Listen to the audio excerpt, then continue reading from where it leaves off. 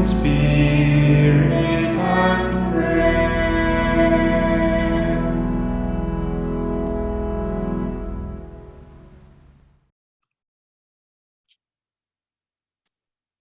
Hello, my name is Emily Van Berghem. I am an associate editor of With One Accord and a founding member of the Magdala Conciliary. And I am delighted to be here with Jan Petrie.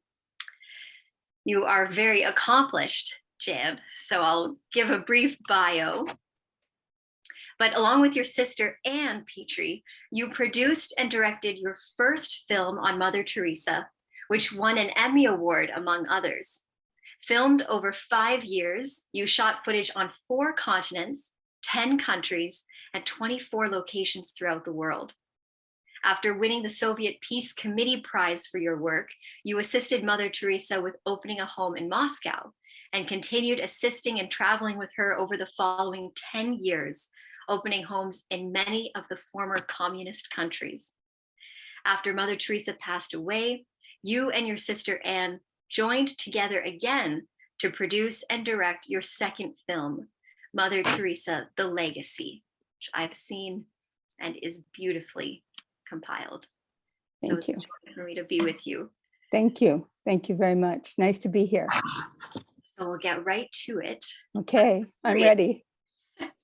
What is it, do you think, that made Mother Teresa so appealing to so many around the world, not just Catholics? What do you think touched them about her? Well, I think it comes down to a few things. One is her simplicity, and she just exuded love.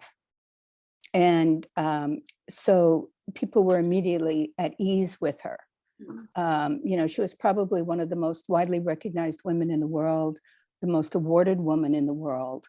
And yet she was very, very simple. She had no airs about her. She was exactly as you saw. And and people really felt that connection very much. I think I can share one story as an example. In many places in the world where we would go, and I saw this during filming and when we weren't filming, people from every country, Nordic, Mediterranean, Asian, they would all say, "Oh, Mother Teresa, you look like my mother." "Oh, Mother Teresa, you look like my grandmother." "Oh, you look like my whatever, my godmother." And so once when we were in, and I used to joke about that because really I didn't see it, but so once we were in Vietnam, and there was so I said, "Mother, I don't think here anybody's going to say you look like their grandmother or their mother here, for the obvious reasons." And mother's much, very simple. So she had a meeting with this general. She was looking to take children who they were children whose parents had suffered with Agent Orange and so on. And she was looking to create a house for these and look after these children. And the general was in charge of the organization, the social media. And he was very much against it. And they said, "Look, he's very tough and you're going to have a hard time with him. It's a very young country." And they said, "Just beware, Mother, it's not going to happen." And so anyhow, this very young, attractive general comes in, very serious and solemn. And he looks at Mother Teresa and he says, "Mother, oh, you look like my grandmother." And I was like, "What?" And there was just no way I could see that. Later, I reflected on this, many times. I look back and I get more insight in when I reflect. In the moment, you're just busy doing. And I think what people saw when she looked at them is, I think that their grandmother, their mother, looked at them with love.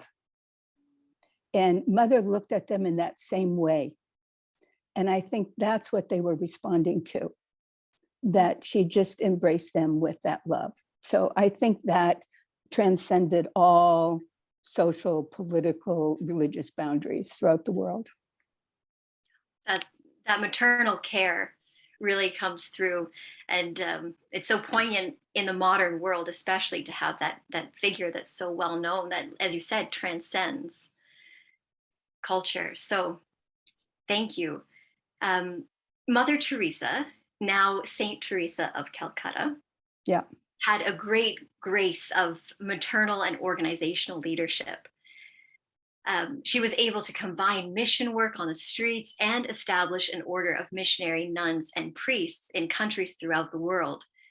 What unique attributes did she possess to accomplish this work? I think, well, I think one of the qualifications to become a saint is you have heroic virtue. And I think Mother developed these virtues, diligence, perseverance, one by one. She was not, I would never call her ambitious, but she was diligent, and she persevered, and she did things small. She didn't think big. She didn't think, okay, we're going to do this and we're going to move into Europe, or then we're going to go into Asia. Stuff very, very small, and one at a time. So all she was really doing, I mean, at the time of her death, she had opened up 525 homes in 125 countries. And she did this by one little house at a time. And the sisters basically do the same thing. They look after those people who have nothing and no one, whether it be, abandoned street women, the elderly, physically and mentally challenged, throwaways, people on the street. Mother said, these are our people. She didn't call them the poor. She said, these are our people. And so she was consistent with that always, and it just grew. It wasn't, she didn't have a plan. She didn't have a 5-year plan or a 10-year plan, or nothing that I ever witnessed like that in all my time and years. It was wherever the need was. And, you could see wherever the disaster was in the world, that's where the need was. And also she would be invited. People would hear about it, and then she would be invited. Yeah, that definitely speaks to the many attributes she possesses to do all of that work with such care and openness to other cultures. To do great things with love. Or how she phrased it, ordinary, everyday things, but with great love. Yeah, small things with great love, she would say. It's not how much you do, it's how much love you put in the doing.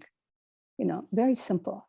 She kept to these very simple, and she never strayed from it.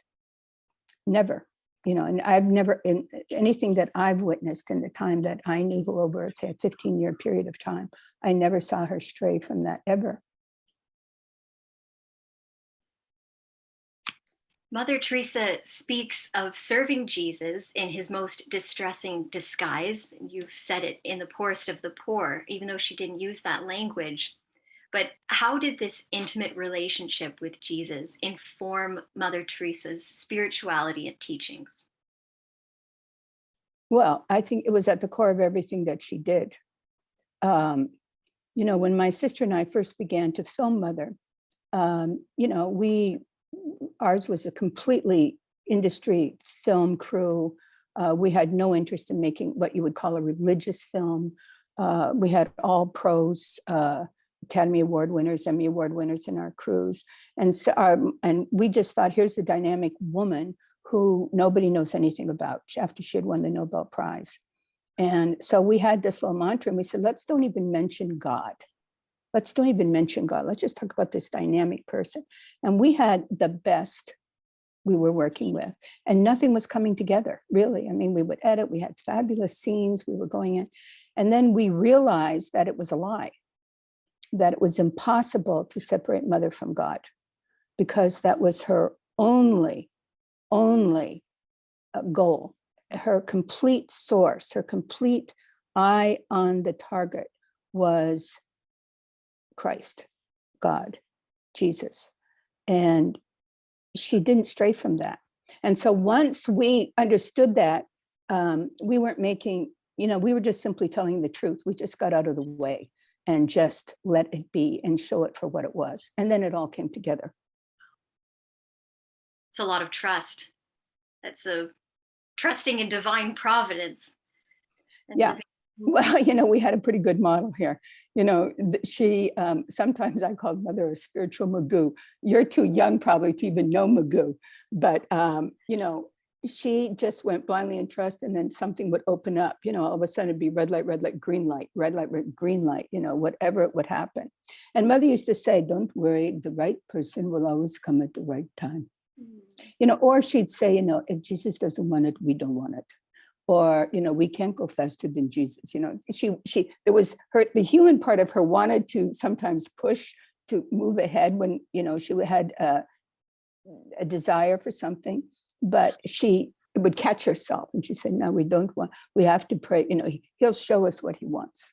So we simply just recorded that in just about every imaginable situation you could imagine for a film crew to capture. So that's how she did it. Wow, that is a remarkable heart of service, and to not be dictated by human barriers, but to place that trust in God. Complete, complete abandonment, because that's all she was. If he wants it, he can have. If he doesn't want it, he doesn't want it, to accept. So I think her humility, when we talk about the virtues, her humility, I am deeply moved when I reflect on her humility in all situations, and that it was truly, when you talk about heroic virtues, I think that is one of the most outstanding that she had. I hate to use the word perfected, but I would say that in my non-theological expertise, I would use that. Yeah. Yeah. Well, she calls us all to that path of sainthood. So she did. She used to say, holiness is not the luxury of the few. Holiness is a simple duty for you and for me. And she said that to everybody. It didn't matter. We had our crews were, we had Jewish, we called Barbara God knows what. She had done films on the Dalai Lama. Ed had worked with the vendors and just had shot, afterwards did a film with Madonna. In other words, so these were industry hardcore, but everyone, she was such the real deal. Yeah. You can't fool the camera and sustain that for any period of time. Camera, it just doesn't. Yeah. You not in the kind of the way that we were capturing her, and being with her and the opportunity to witness how she did, because it was the same. So it's she was all that. When people say, what is it? The simplest way, she is, as you saw, she is the real deal. I hear, some of these criticisms that come up about her, and I just, we have the compassion for some people's ignorance. I just think they're ill-informed. They have little bits of information that go haywire. And, that's just the way it is. She wasn't busy with that. She used to say that every now and then. If something would come up, I'd ask her some, she would say, don't be busy with that. Stay on the, so that's how she was. Well, I find your perspective on this fascinating, because you really do, through the intimacy of film and chronicling her, both in her person and in the work, the ministry, I think you really get a good sense of their spirituality and their teachings. So, you know her, and she doesn't know theirs. Well, thank you. Once we got out of the way, Yeah. Mother saw it one time. She said, don't just abstract anything. She just, so most people, and this just permeates media now, there's a spin. And so we just got rid of that, our good ideas, but it took us a good year into the project before we finally, I call it, taking stupid lessons, because we just, we had our good, brilliant ideas, which just went straight to nowhere. And and then we just, let it unfold as the truth, which is what documentary I think should be. Otherwise it's something else. So currently you're working on a project of digitalizing the film footage you made. What are your plans and desires for its future? Well, we have two projects going. Number one is, over the years, we had amassed a huge amount of footage on Mother in action. And not only Mother, but those first people who joined her, those first people who got her started and all of these things, plus of course we filmed her, the recreating her last days and her time, and several hours of interview. And so, film is an incredibly expensive media form and format. And I remember seeing the future that, TV was going to disappear, the Betacams, DV, and that this is one of the first times in history that there will be an actual show and tell collection of a living saint.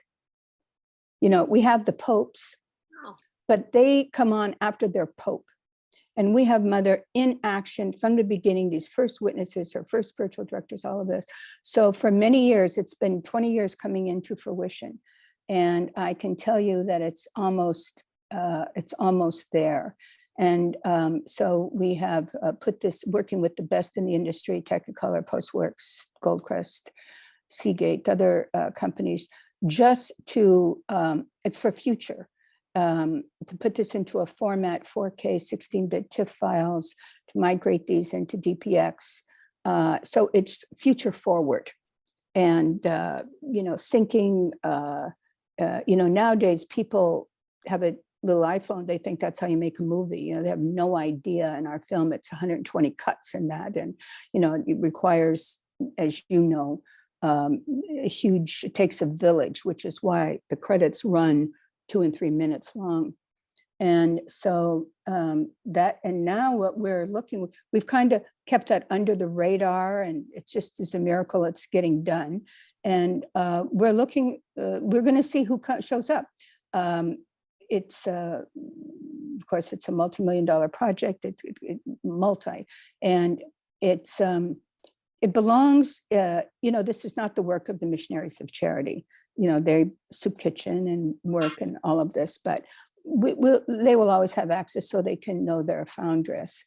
But we're looking for the right university or the right, an entity that has deep roots that will be there in the future, who can carry this forward, putting this into a trust called the Mother Teresa Film Trust. So it'll have all the, I call them the thou shall nots. Can't be used for fundraising, can't be used for political purposes, it can't be used. We keep everything in the spirit of her and the highest quality professional standard of the film industry. So, we're doing it the same place where Springsteen is getting his done, and Ken Burns, and, we've always gone state of the art within the industry.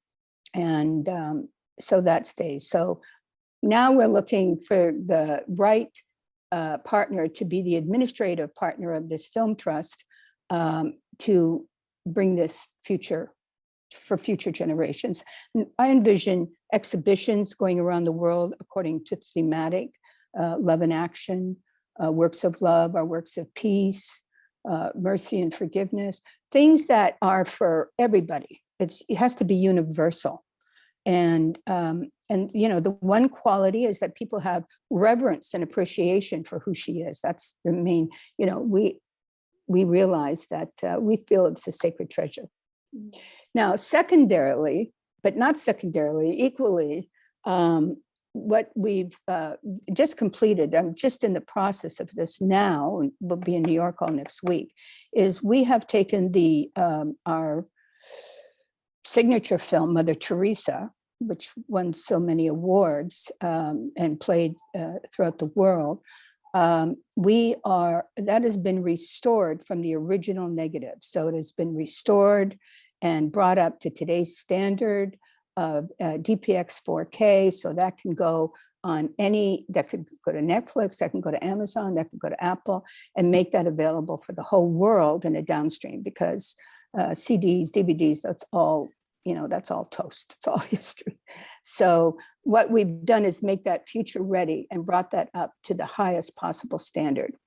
And even, we had our premiere at the UN. We're even able to use some artificial intelligence to bring old video. That's for the film is the main thing, but even old video, which was like, Betacam and such.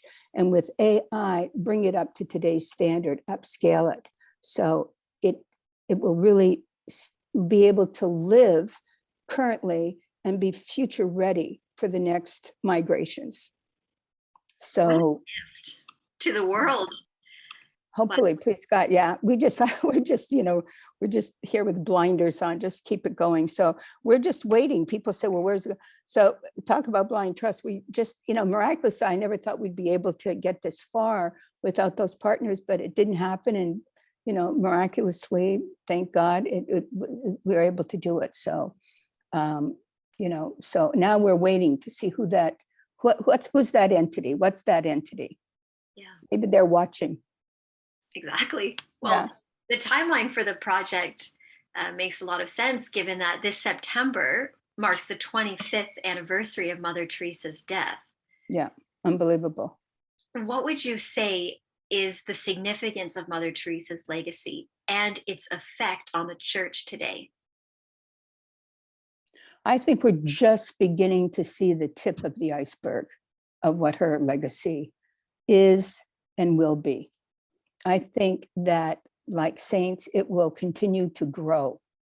I think in her lifetime, people got used to seeing her and familiarize, and there's all kinds of books that put out, it's not authentic mother, let's put it that way. And it's very difficult to, but I think, so the purpose of our project is also to maintain the integrity and authenticity of her words and her image, so that they're not, any 7-year-old can change what somebody says now. Anybody, they can go on, that's just the way it is. So I think her legacy is going to be, it's our project is called Mother Teresa Love in Action. It's not just Mother Teresa's love in action, it's God's love. Mother says, God loves the world through you and through me. And that is putting his love for us into action with others. So when she says, I'm just a little pencil in his hand, that's all she really saw herself as, that it was all him doing all of this through her. And I think that will illuminate and grow in future generations. And it's available to everybody. So I think, and it transcends, it's for everybody. It's not just for, religious, for nuns, for Catholics, for, this group, that it's for humans.